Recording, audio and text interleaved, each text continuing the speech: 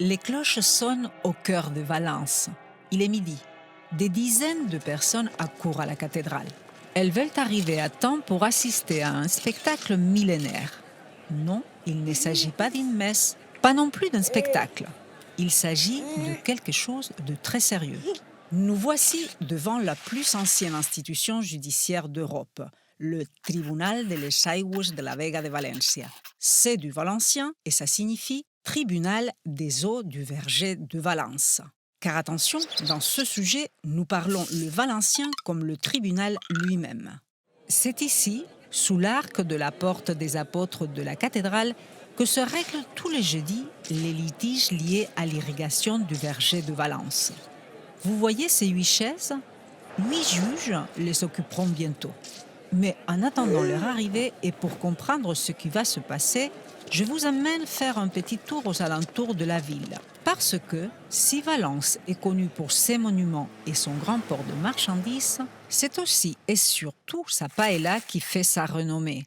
Sa paella basée sur le riz cultivé dans les champs au sud de la ville, dans l'Albufera, une des lagunes les plus importantes d'Espagne. Les Valenciens disent que c'est le meilleur riz du monde. Ils disent aussi qu'ils produisent les meilleures oranges, les meilleurs artichauts, les meilleures laitues, en fait jusqu'à 50 variétés de légumes. Toute cette richesse s'est maintenue au fil des siècles grâce à l'impressionnante gestion de l'eau du fleuve Turia qui a commencé sous l'Empire romain. Plus tard, pendant le califat de Cordoue, au 8e siècle, les Arabes ont organisé la répartition de l'eau et tout s'est consolidé juridiquement avec Jaume Ier el Conqueridor, Jacques Ier le Conquérant, pendant la Reconquête. L'eau du Touria parvient alors jusqu'à chacune des 6000 exploitations agricoles du verger valencien. L'Horta de Valencia, grâce à une véritable arborescence de 8 canaux, se subdivisant en canaux de plus en plus petits, puis en rigoles.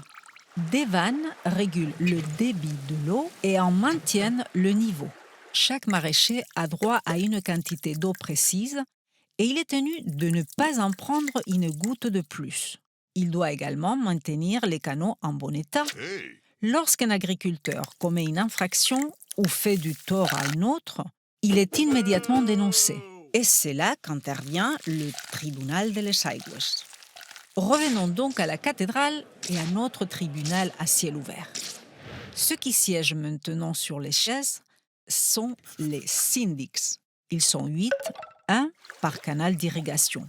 Et ce ne sont pas des magistrats, ce sont des maraîchers. Mais ils connaissent parfaitement les lois de ce tribunal. Ils ont été élus démocratiquement parmi tous les maraîchers parce qu'ils sont considérés comme les plus honnêtes et les plus justes. Vous voyez les blouses noires qu'ils portent? C'est la version élégante de la blouse de travail typique du maraîcher de Valence. Et regardez le long bâton de l'huissier. C'est le symbole de ce tribunal. Il s'agit d'un crochet. Ne vous fiez pas à son apparence. Il n'a rien de menaçant.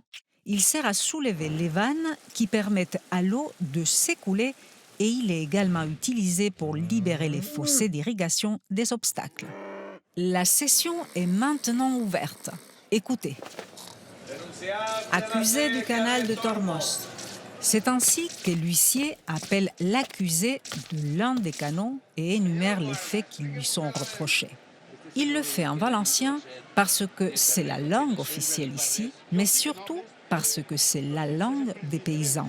Le tribunal écoute chaque litige, délibère et rend son verdict sur place, oralement. La peine est imposée en salaire, comme à l'époque médiévale. Un salaire est le montant d'une journée de travail. Bon, ce tribunal exemplaire, il faut l'avouer, ne règle plus beaucoup de litiges.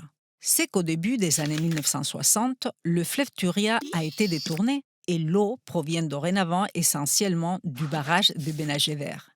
Et puis, la superficie du verger de Valence ne fait que se réduire du fait de l'urbanisation.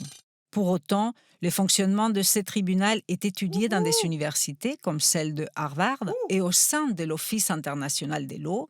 Et en 2009, l'UNESCO l'a inscrit au patrimoine culturel immatériel de l'humanité. C'est que, en plus de 1000 ans, jamais, au grand jamais, une sentence de ce tribunal n'a dû passer par la justice ordinaire. Alors, infaillible? Justice exemplaire? Vraiment, il serait dommage qu'une juridiction aussi simple et efficace que le tribunal de Les Aigües en soit réduite à n'être plus qu'une simple attraction pour touristes.